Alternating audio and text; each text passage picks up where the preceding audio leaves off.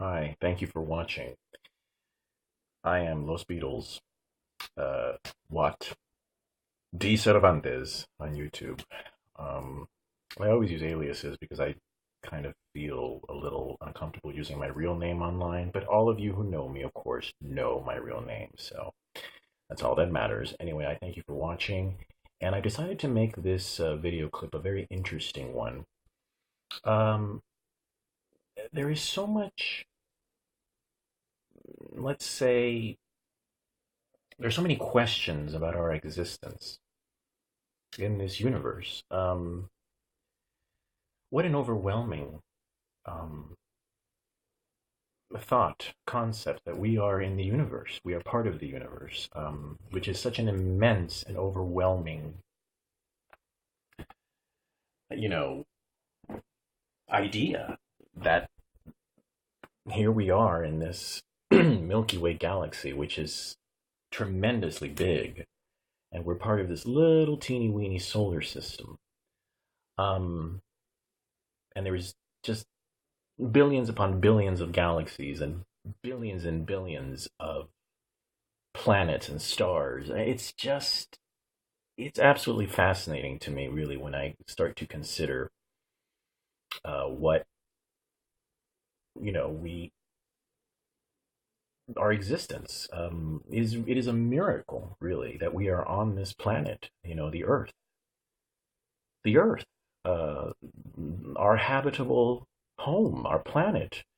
Um, so far, our solar system, which is relatively small compared to the whole entire galaxy and universe as a whole, has not given us any indication of true life the way we find it here. The biodiversity on Earth is extraordinary. The complexity of life forms, the diversity, fish in the ocean, plants, mammals on land and in the water, and birds in the air. It's really, it leaves you absolutely awestruck. Which brings me to the point of, how did we get here? Why are we here? This has been something that humans and philosophers have been asking themselves since we started, writing down what our thoughts and our hopes and our dreams. And there's so much possibility. Of course, the scientific view is that there was a big bang, a huge explosion, and out of all this came, the universe. And but I think it's almost kind of a simplistic way of looking at things. A lot of people uh, like to rely on science alone as the explanation for our universe and the existence of things. And granted, science has been absolutely marvelous. What humans have learned and achieved in medicine and scientifically is pretty astonishing, although it could be a lot better. We're pretty primitive um, at this rate. It's 2013. We should have by now been much more ahead in terms of our abilities scientifically. The fact that we've only made it to the moon, excuse me, the fact that we've only made it to the moon, um, in 1969 supposedly, and we had other like 12 other missions. And even that's in debate whether we made it to the moon or not. Some people don't think we even did. That it was just a whole entire studio production to beat the Russians into during this famous '60s space race. But anyway, let's, for the sake of most scholars who would agree, we've made it to the moon, and that's an achievement in itself. But it's really not where I think humanity would be. Religion, unfortunately, has kept humanity very primitive. At this point, I would think that we would be far beyond jet travel. And don't get me wrong, we have such great things like this smartphone, which is recording uh, this, you know, discourse, this little, you know, thing this speech I'm giving you, whatever, on the universe and our existence. Um, we have great things, but we would be so much more ahead where had religion not played such a big dominant role. Um, I'm against organized religion because I feel that organized religion is very detrimental to progress. Organized religion is way too conservative. Organized religion keeps people in a box, and it doesn't allow for open-mindedness. It doesn't allow for freedom, for creative freedom. And so that's one of the reasons why I'm opposed to organized religion. We've seen what, unfortunately, fanatics in Islam will do. Uh, we've seen what Christian fanatics will do. In this day and age, although not as violent, Christian fundamentalists are pretty horrible, obnoxious people. You know, they condemn everyone to hell, and they have a lot of interpersonal problems with people who don't see things their way.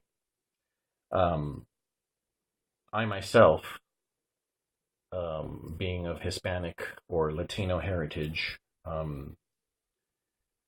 you would think I was raised Catholic, but thankfully I was not. By the time I was born, um, my mother had gotten away from Catholicism, and thankfully and rightfully so. Catholicism to me is backwards, archaic, and almost insulting as a religion. Really, I don't understand why anyone would, you know, venerate a so-called pope.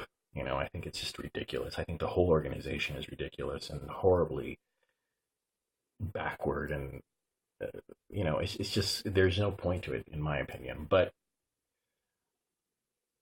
you know, the masses have to believe; they have to have something to cling to.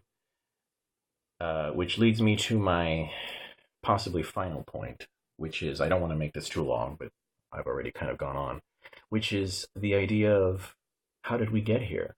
You know, did we really just evolve from, you know, the aquatic life forms that were first present on the earth? And did we kind of just, you know, transform into then, you know, amphibians, and then came, you know, the mammals and the primates, and now we've become the horrific parasitic species known as Homo sapiens?